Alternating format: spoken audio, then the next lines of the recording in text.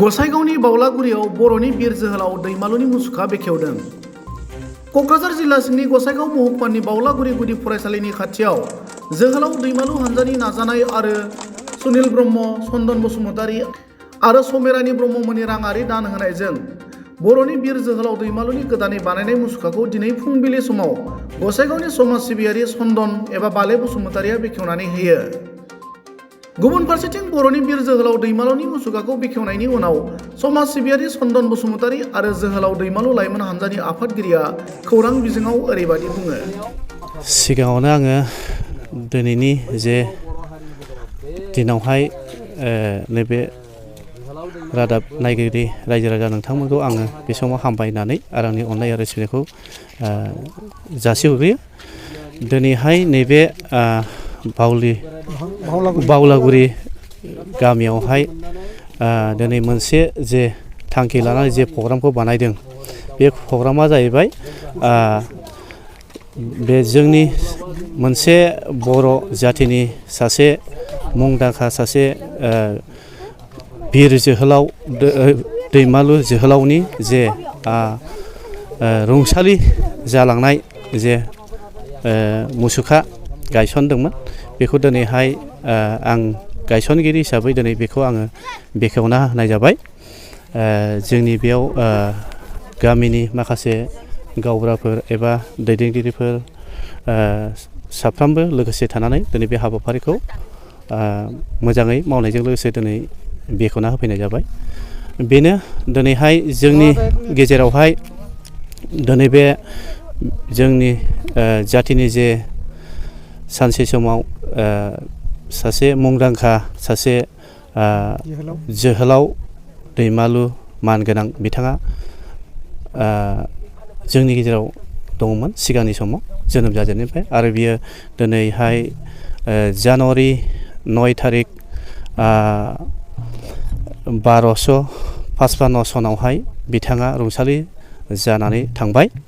दा बेखौ लानानैनो नोजोर बोनानै दिनै जों बयबो बे गामिनि दैदेनगिरि गावबुराफोर एबा माखासे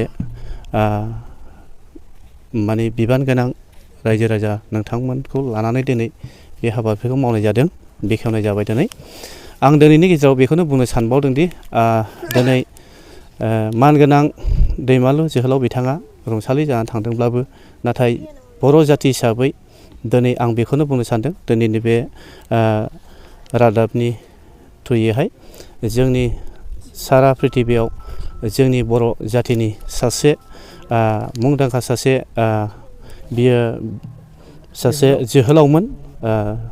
दा बियो बेबादिनो बिनि आत्माया जोंनि बर' जाथिनि गेजेरावहाय जाहाथे अरायसम मुंख्लं जानानै थांदोंब्लाबो एबा रुंसारि जानानै थांदोंब्लाबो जोंनि जाथिनि गेजेराव बियो बिनि आत्माफ्रा जाहाथे जोंनि बर' जाथिनि गेजेरावहाय जाहाथे आसिरबादा थाबाय थागोन होननानै आं दाबो सानो। बेखौनो आंनि मेसेज हरनाया बे रादाबनि थ्रुयै। दा माखासे जे हाबाफारि मावनांगौखौ मावलांबाय थागोन, मानोना आंहा दा एसे सम सर्ट, बे हिसाबै आङो दिनै बे फिथाखौ बेखेवनायजों लोगोसे दिनै आङो बे गुसुंथा मेसेजखौ होनानै आङो बेयावनो आंनि अननाय सिबिनायखौ जासिहरनानै आं बेयावनो दोननाय जाबाय। गोजोन्थों। खुलुमबाय। गिबियावनो रादाबगिरि नोंथांमोनखौ खुलुमनाय जासिहरनाय जाबाय। दिनै बावलागुरि गामियाव जोहोलाव दैमालु लाइमोन जोहोलाव दैमालु मुसुखा बेखेवनाय जादों। बे मुसुखाखौ दान होदों जोंनि समाज सिबि मुस्रि सुनिल ब्रह्म आरो बिनि बिसि समेरानि ब्रह्म, आरो बे खाम्फाखौ गायसनदों जोंनि मानगोनां गसाइगावनि आदा चन्दन बसुमतारी। जोहोलाव दैमालुखौ बेयाव गायसननायनि थांखिया जाहैबाय जों जोहोलावफोरखौ बावगासिनो दं, बावलांगासिनो दं, जों जोहोलावफोरखौ मान होआ जाबाय। दा बेबादि जुदि जोङो जोहोलावफोरखौ सिनायनो रोङाब्ला, जोहोलावफोरखौ जों जुदि फुजिनो रोङाब्ला जोंनि सिनायथिया बहा थाबावगोन? जोङो लासै लासै जों मा सिनायथि होगोन उनावहाय? दिनै जों बे गोथौ जायगायावहाय मुसुखा गायसनफैनायनि थांखियानो जाबाय गामिनि मानसिफ्राबो जाहाथे नुथोंसै, मिथिथोंसै, गथ' गथायफ्राबो मिथिथोंसै, बे जोहोलाव दैमालु बियो जोंनि जोहोलाव दैमालु, जों बिसोरनिनो फोलेर। बे बिर जोहोलावफ्रा जोंनिनो माने जोंनिनो पर्बपुरुष बिसोरनि सिनायथिया जोंसो जोंनि सिनायथि बर' हारिनि सिनायथि दिनै बर' हारिया जोहोलाव जोहोलावजोफोरनि मुसुखाफोरखौ दिखांनो रोङा फुजिनो रोङा जायनि थाखाय जोङो अगियान बादि जानानै थादों।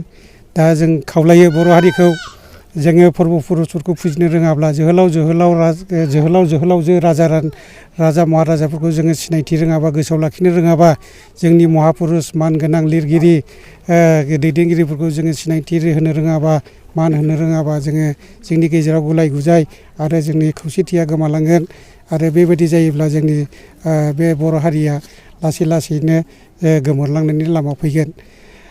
जोङो जोहोलाव दैमालु लाइमोन हान्जानि आं आफादगिरि जोङो थांखि लादों जोहोलाव दैमालु बा गुबुन गुबुन जोंनि महापुरुषफोरनि माबाफोरखौ मुसुखाफोरखौ जों जायगा जायगा जों गायसनलांबाय थागोन आरो बिनि थाखाय साफ्रोम बर' हारिखौ आं खावलायो जोंनि हारि दानायाव जाहाथे बे जोहोलावजोफोरनि मुसुखाफोरखौ गुबुन गुबुन आफादफ्राबो बेबायदिनो गाव गावनि ओनसोलफ्राव गायसननानै गावनि नेरसोनफोरखौ जाहाथे गोग्गोम खालामनानै दोनो आं गोसो गोरबोनिफ्राय आरोबाव जोंनि बर' हारिनि दैदेनगिरि आरो रायजो राजा लिरगिरि बिनिफ्राय गेलेगिरि साफ्रोमखौबो आङो खावलायो जोंनि जोहोलावजोफोरनि मुसुखाफोरखौ जेरावबो जाहाथे गायसनो बयबो गोसो होनानै आरो जोंनि नेरसोनफोरखौ जाहाथे गोग्गोम खालामनानै दोनो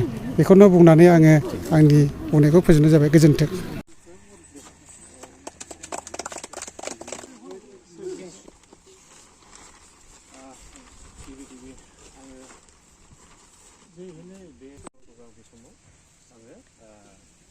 आंनि गोसो सिंनिफ्राय हामबाय होननायखौ आं अननायखौ जासिग्रोबाय।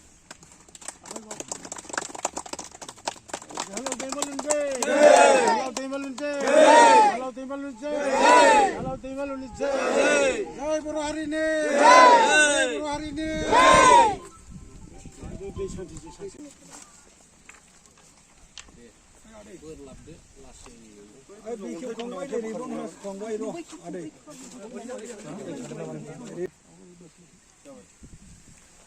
जय जोहोलाव दैमालुनि जोहोलाव दैमालुनि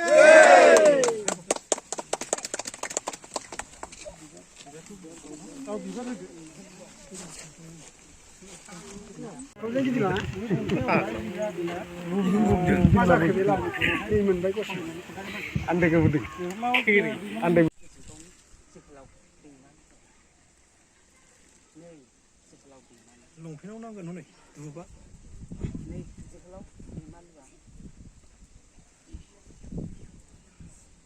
सासे